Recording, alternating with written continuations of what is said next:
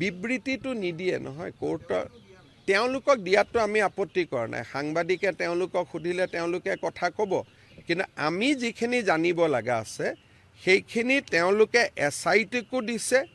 SITৰ পৰা আগবাঢ়ি গৈ তেওঁলোকে আদালতো দি আহিছে 164 ষ্টেটমেণ্ট বুলি কয় তেওঁলোকে ছিংগাপুৰৰ পৰা যিসকল আহিছে তেওঁলোকে অকল SITতে ষ্টেটমেণ্ট দি ক্ষান্ত হোৱা নাই তেওঁলোকে তাতকৈও আগত গৈ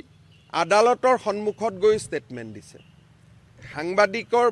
কোনোবাই সাংবাদিকক কথা কয় নকয়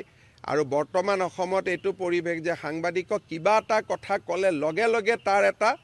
বেলেগ বেলেগ ধৰণৰ কমেণ্ট উলিয়াই ইফালে সিফালে গণ্ডগোল হৈ যায়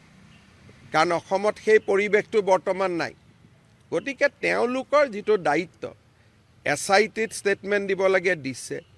তেতিয়া আমি SITয়ে কৈছোঁ এইখিনি কথা আপুনি কোৰ্টত ক'ব পাৰিবনে নাই বোলে যাম কোৰ্টতো গৈ ষ্টেটমেণ্ট দিছে আকৌ আমি কৈছোঁ আকৌ এবাৰ মাতিলে আহিব নাই বোলে আহিম গতিকে তেওঁলোকে তেওঁলোকৰ দায়িত্বখিনি এতিয়ালৈকে পালন কৰিছে আজি গোটেইকেইজন আহি গ'ল ৱাজিদ বুলি এজন আছিলে তেওঁ মাত্ৰ অহা নাই বাকী গোটেই 10 জনে আহিলে গতিকে তেওঁলোকে আদালতত গৈও নিজৰ তেওঁলোককতো নিৰাপত্তাটো দিবই লাগিব এইবিলাকতো ব্ৰাইট অসমীয়া ল'ৰা ছোৱালী নহয় যদি কোনোবাই কিবা এটা কৰি দিয়ে এইবিলাকতো জুবিনৰ অনুৰাগী হয় জুবিনৰ অনুৰাগী আৰু লগতে তেওঁলোক ছিংগাপুৰত আছে অসমৰ বহুত চোকা চোকা ল'ৰাও তাৰ মাজত আছে দুখী নিৰ্দোষী পিছৰ কথা তেওঁলোকক যদি অসমত মাতি আনি এই বাস্কাৰ দৰে ঘটনা এটা হ'লেহেঁতেন দায়িত্ব কোনে ল'ব মই অসমীয়াকহে নিৰাপত্তা দিছোঁ বেলেগকতো দিয়া নাই গতিকে আপোনালোকে যদি ভাবে কাকো পুলিচে নিৰাপত্তা দিব নালাগে তাৰমানে অসমখন কি হ'বগৈ সভ্যতাৰ বৈধ্যভূমি হৈ নাযাব জানো নাই যি নহওক এইবিলাক প্ৰশ্নই এনেকুৱা প্ৰশ্নই মানুহক উত্তেজিত কৰি দিয়ে যে নিৰাপত্তা দি লৈ আহিছে নিৰাপত্তা দিবলগীয়া পৰিৱেশ এটা অসমত আছে কাৰণেহে নিৰাপত্তা দিছে নিৰাপত্তাটোতো কাৰোবাক লুকাবৰ কাৰণে নিৰাপত্তা দিয়া নাই তেওঁলোকক এইকাৰণে নিৰাপত্তা দিয়া হৈছে কাৰণ তেওঁলোক নিৰাপত্তাৰ যোগ্য আজিৰ দিনত যিটো পৰিৱেশ আছে ৰাস্তাত যদি চিটি বাছ এখনত ঘূৰি আহে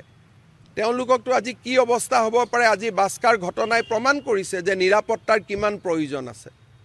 আজি বাস্কাৰ ঘটনাটোৱে প্ৰমাণ কৰিছে যে অসম পুলিচে নিৰাপত্তা দিয়াৰ সিদ্ধান্তটো শুদ্ধ আছিল নহ'লে তেওঁলোকৰ মাক বাপেকক মই কি উত্তৰ দিলোহেঁতেন গতিকে আপোনালোকে যিটো বিচাৰি আছে বা অসমত বহু সংখ্যক ৰাইজে যিটো বিচাৰি আছে